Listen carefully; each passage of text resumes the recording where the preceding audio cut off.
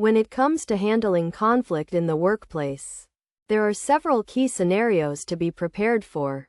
One such scenario is discussing a time when you faced a conflict and reacted poorly.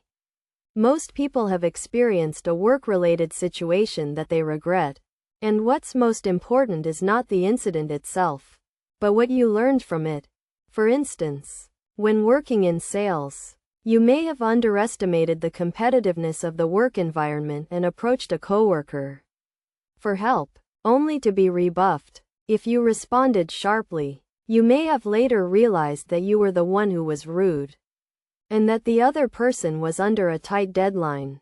The key takeaway is to be more conscious of your timing when approaching coworkers with questions, and to be willing to apologize for your behavior.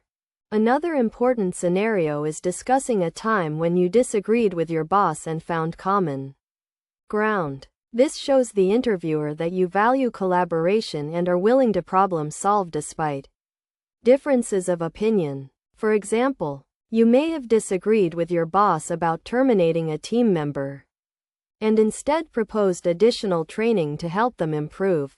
By presenting your argument with facts rather than emotion, you may have been able to come to a compromise and find a solution that worked for everyone.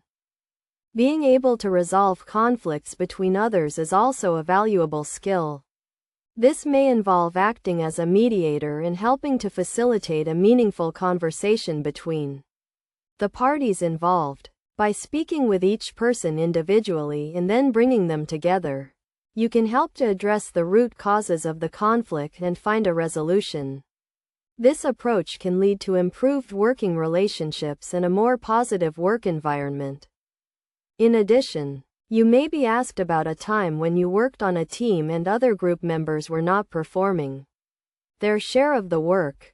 In this scenario, it's essential to focus on the solution rather than the problem, and to avoid speaking negatively about others.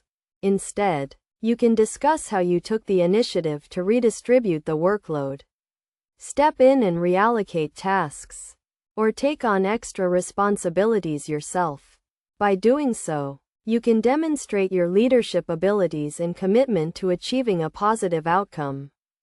Finally, being able to handle conflicts with customers is a crucial skill, especially in service-oriented roles. This may involve remaining patient and rational in the face of stress or aggression, and focusing on problem solving rather than dwelling on the issue.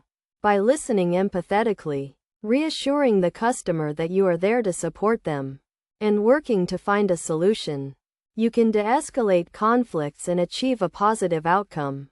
This approach not only helps to resolve the immediate issue but also builds trust and demonstrates your professionalism in a customer-facing environment.